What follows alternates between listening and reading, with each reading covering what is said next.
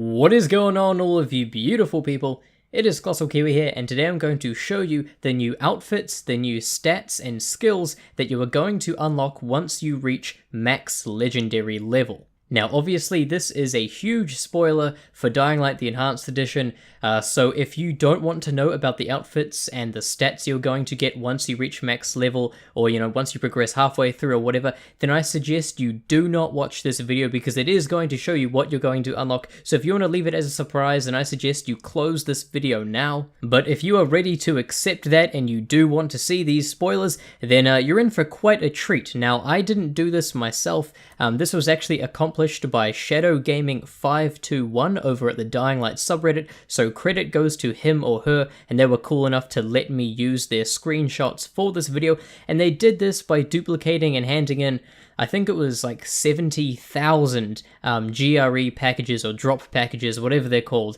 And so I'm not advocating the use of duplication glitches and all that, and actually in fact with the latest update, now we have the enhancements update out, those duplication glitches have been patched. So for those of you who have already duplicated them, you'll be happy to know that this does go towards your legendary level, and you will be able to level up quite a bit. But like I said, I'm not trying to encourage people to go out and start duplicating, because, well, it has been patched, and 70,000, I mean, that's a lot of GRE packages. Alright, so let's start by looking at the new outfits, and I do believe that these are in the order in which you would unlock them, because you can see in the list we're starting off with Tahir, and near the top is the Dragon Ninja outfit, which you're going to see a little bit later. And if I recall correctly, one of the previous videos that Techland released showed that Dragon Ninja outfit, and it required like level 240 something, or something like that to unlock. So I think it's safe to assume that this is in the order in which you unlock them, but it may not be, just keep that in mind. So the first one is the Tahir outfit,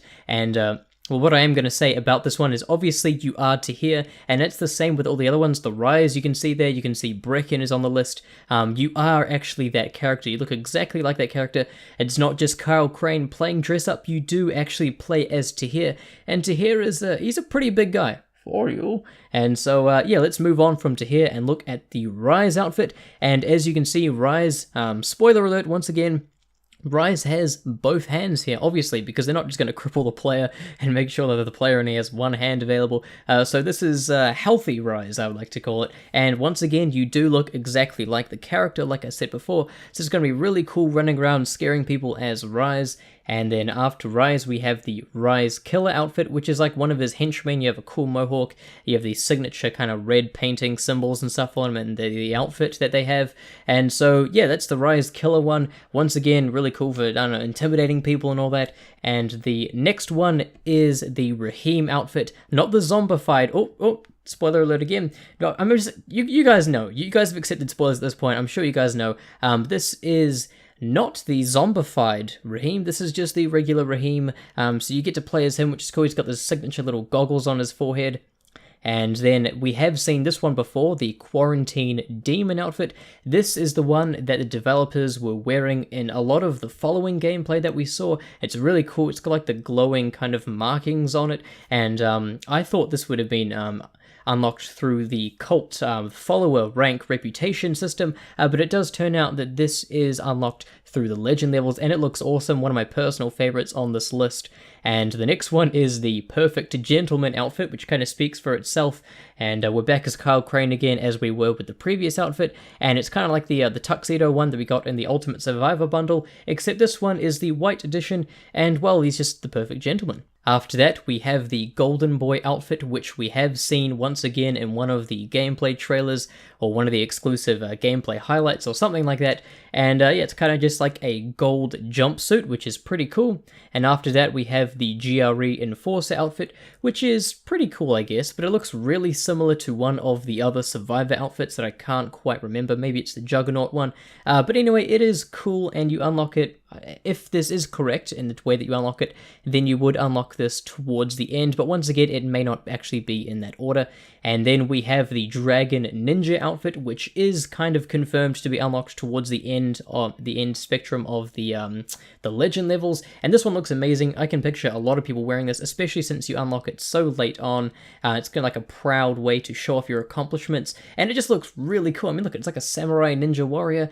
And then the last one that we're taking taking a look at is the goddamn parkour instructor's outfit. This is the one I'm going to be wearing most of the time because you guys know I have a slight obsession with Brecken, but yeah, so if this is actually the order in which you unlock it, then that would mean that Brecken is the last one that you can unlock.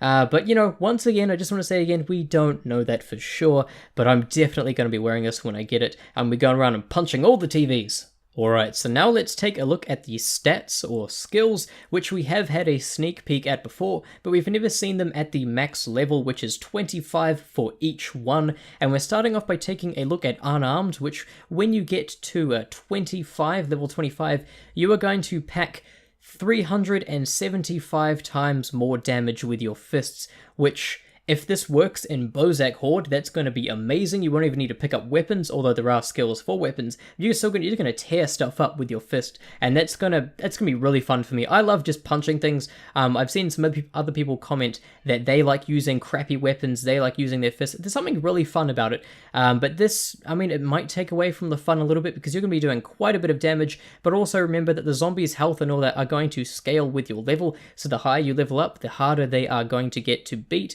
But that's a really interesting one, and keep in mind that that one said 375 times more damage, whereas this one, the one-handed weapon skill, says plus 100% damage, which means it's going to double your damage that you do with one-handed weapons. That one's pretty straightforward, you're just going to do double the damage, and I'm not sure if this is going to increase the number that you see. You know, when each weapon has its own stats like handling, durability, and damage, I'm not sure if that's going to change the number, or if you just have to double that number in your head in order to get the number that it is now at. But anyway, you're going to be doing double damage with one-handed weapons, and you are also going to be doing double damage with two-handed weapons, which, I mean, they already do enough damage. So this is, I mean, goons and all that, you're going to be taking things down really quickly, but like I said, their health will scale with your level.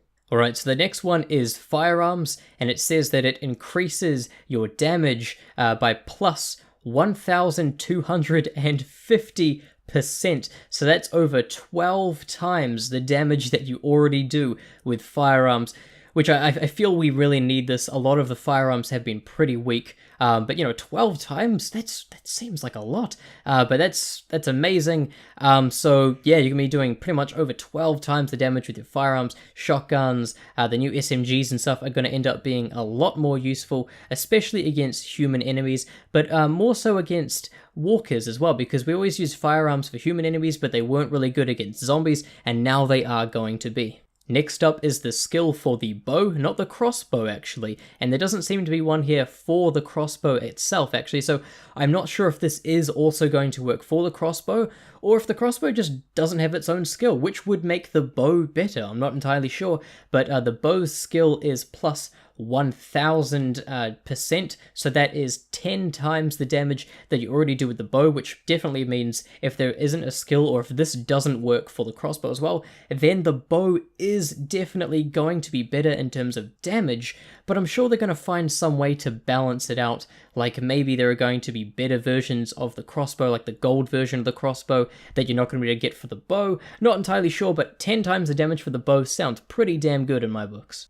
Next up is healing efficiency, which increases the efficiency of healing items by 50%, so things like medkits and food and all that. It's going to be half of the original amount, more in total. So that's pretty cool, increasing the healing by 50%. And the next one is health regeneration, which increases the health regeneration by 50. It says plus 50 health level, and the way this reads is, I'm assuming, you know how when you get damage down to like 20 or whatever, and then it regenerates, but it only regenerates to a certain point?